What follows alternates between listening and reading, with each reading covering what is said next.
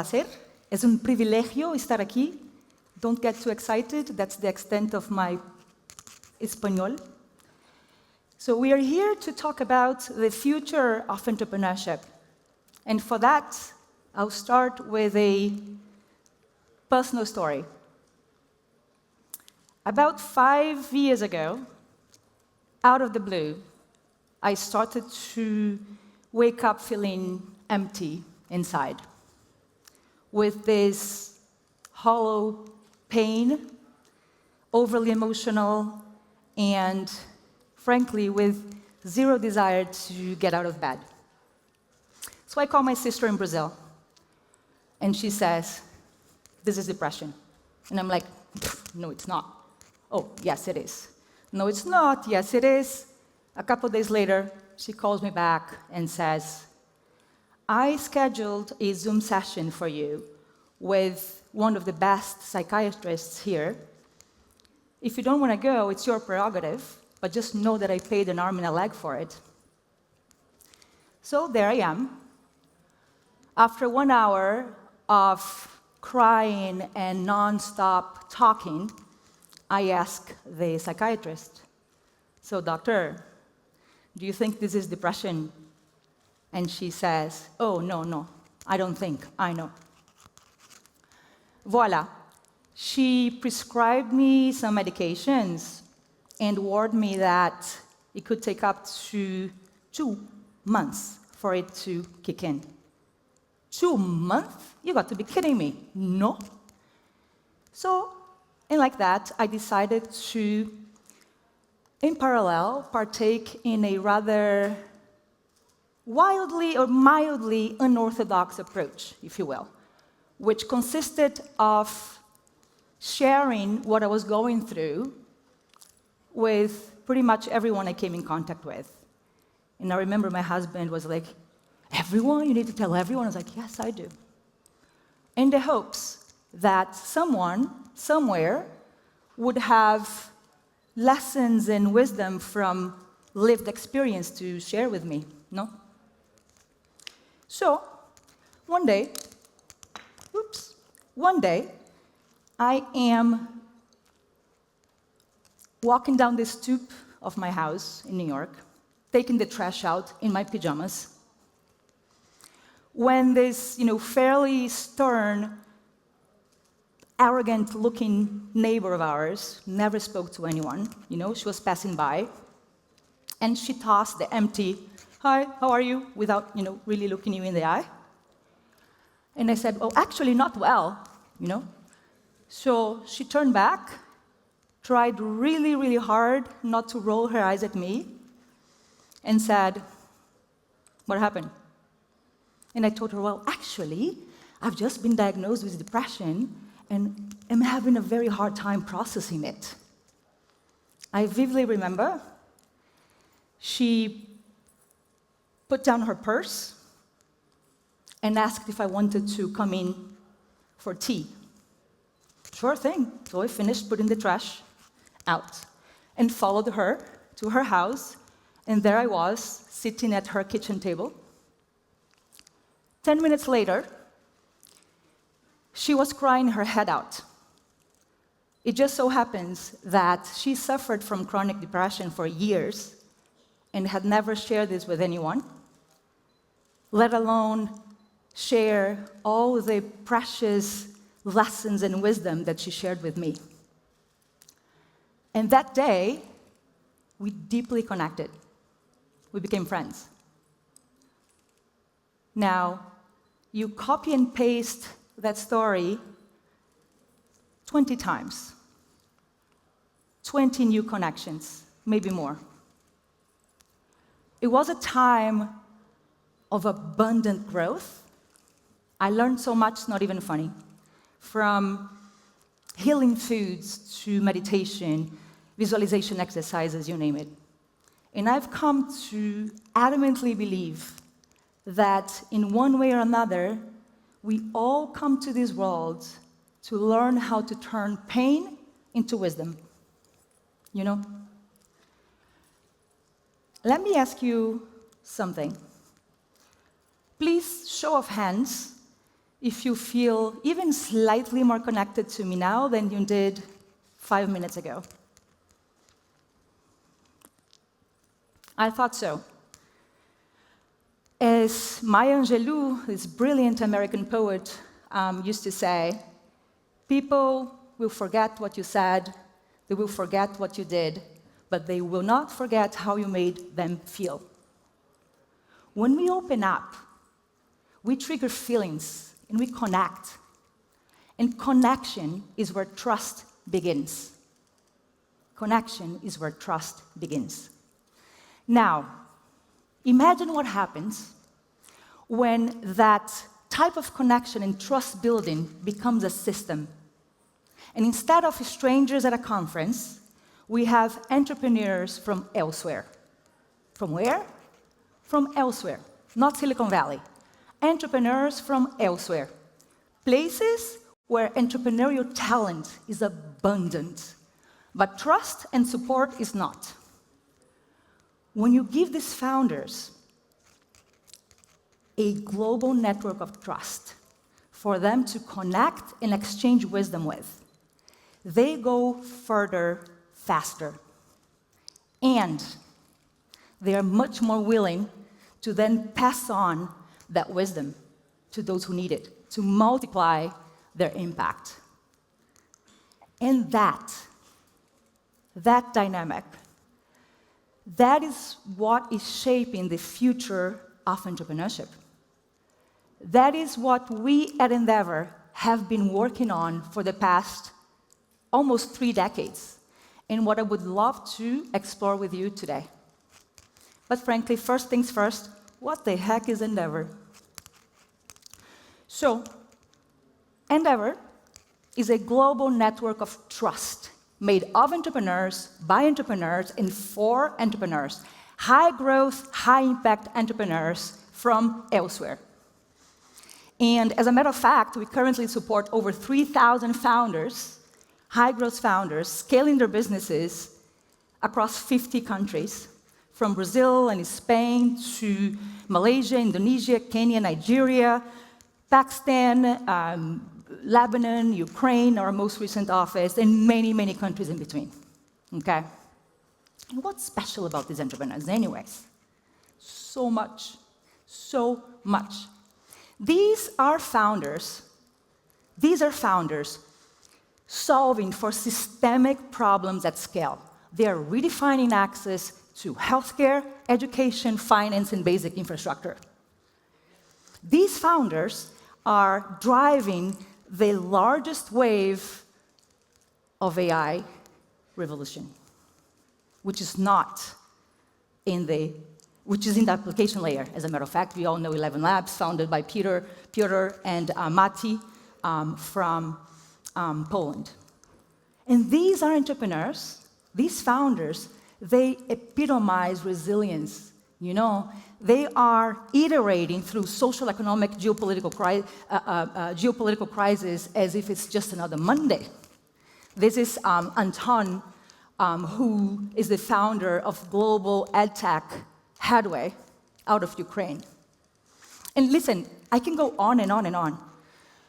Who thought, that a $100 billion company would come out of Latin America? This is Marco Galparin of Mercado Libre. Who thought that a holding tech company out of Milan would come out to buy Vimeo, WeTransfer, and AOL, and Meetup? This is Luca Ferrari, a founder of Bending Spoons out of Italy. Who thought that a fintech out of Brazil would be acquired by Visa for $1 billion in the middle of Latin America's VC downturn? Dani Binati, a co-founder of Pismo, who thought that satellite, companies mapping floods in Australia and wildfires in California would come out of Poland and Spain? Rafael and Rafael of IC and Open Cosmos. And I can go on and on and on and on. But the point is, we have all been led to believe that the future of innovation and entrepreneurship is confined to 2 zip codes. But no. Entrepreneurs from elsewhere are redrawing that map. Entrepreneurs from elsewhere are redrawing that map.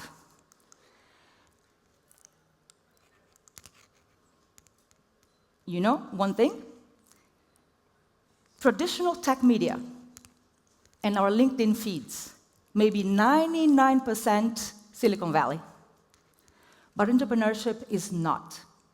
And this is why we created Elsewhere Media, where extraordinary founders that you've seen today, extraordinary founders and their overlooked markets take center stage. And this content takes the form of newsletters, YouTube channels, soon a podcast, print, digital magazine, so on and so forth. Yes, all of that.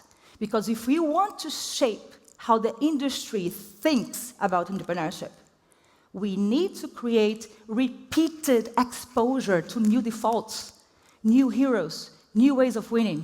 No. Okay, Silvia. So if the future of entrepreneurship is elsewhere, what do we do to unlock it? So at Endeavor, we believe the unlock is supporting those extraordinary founders to do 2 things. Help them scale faster and multiply impact. That's it. That's the unlock. How do you do that? Very glad you asked. Very interactive keynote. So, to help you scale faster, we give you an unfair advantage. Access to global markets, capital, and all caps. Access to highly curated connections, to peers and innovators who've walked in your shoes through pivotal moments, saving you years and years and years of mistakes, so you do scale much faster. And once you scale your business and yourself, then we highly encourage you to multiply your impact. Training, mentoring, and investing in the next generation of extraordinary founders. Send the elevator back down. No. Why? Because, and here's the key thing, because this is how we create a ripple growth effect, or what we call at Endeavor, the multiplier effect. This is how thriving entrepreneurial ecosystems are built. Let's take a quick look. Let's see how the multiplier effect played out in Buenos Aires, our very first market. So here, blue circles are tech startups, and lines are training, mentoring, and investment connectivity between founders. So this is what the Buenos Aires tech ecosystem looked like in 1999. From 82 to 99, 70-year period, only 17 startups were founded. Fast forward, by 2007, more startups were launched, but look at the few amount of blue lines. Not much impact was being multiplied, no. What happened is that 3 Endeavor entrepreneurs started to really multiply their impact, and then when we fast forward to 2014, boom, this is the multiplier effect in action. This is what happens when the successful founders of today support the successful founders of tomorrow. This is how a unicorn breeding grounds are built. Although who cares about unicorns? The unicorn serves to prove that elsewhere works. Okay, but as our co-founder and CEO of Endeavor, Linda Rothenberg, says, a unicorn that doesn't breed even more unicorns is just an endangered species. Who cares? The real question is, what happens after success? You know, because if we think about it, historically, entrepreneurial success has been very, very narrowly defined by growth, profit, and valuation. Is this necessary? Yes. Is it sufficient? No, it is not. This is just half the story. Our entrepreneurs know that it's when they multiply their impact that they truly experience, that they experience a deeper level of success. And this is a big, big cultural opportunity. And the opportunity, guys, is to change the language of success from only growth, profit, and valuation to a founder's multiplier effect. So this is the multiplier map of Juan de Antonio, a founder of Cabify. And here it shows the companies whose founders he trained, mentored, and invested in. This is his multiplier effect. And the idea is to turn this visual artifact into the new yardstick, into the new measure of success. But make no mistake, you cannot multiply what you don't have. So it starts with scaling your business, and it continues with you multiplying your impact, becoming a multiplier. It starts with having a vision. It continues with supporting future visionaries. Okay? Now, who here has kids? Show of hands. Okay. What's his name and age? Camila, 11. Okay. So imagine you're asking Camila, 11-year-old, Camila, what do you want to be when you grow up? And Camila says, a multiplier. An entrepreneur that more than scales, multiplies.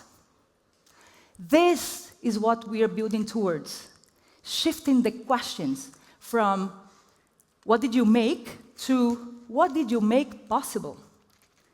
How much did you scale to how many scaled because of you? Right. So, back to where we started. One deep conversation, 2 neighbors, 20 connections. Now, multiply that connection dynamic, that trust-building dynamic, by thousands of entrepreneurs worldwide. Okay? Because frankly, look, that's what I want to say to entrepreneurs elsewhere. Your most valuable asset is not your valuation. Your most precious asset is your multiplier effect. And the reality is that we all of us, we all have precious wisdom from learned experiences. We often have scars that turned into clarity. The question is, are you willing to share them? Because when you do, you become the neighbor who puts her purse down. And that changes everything. Thank you.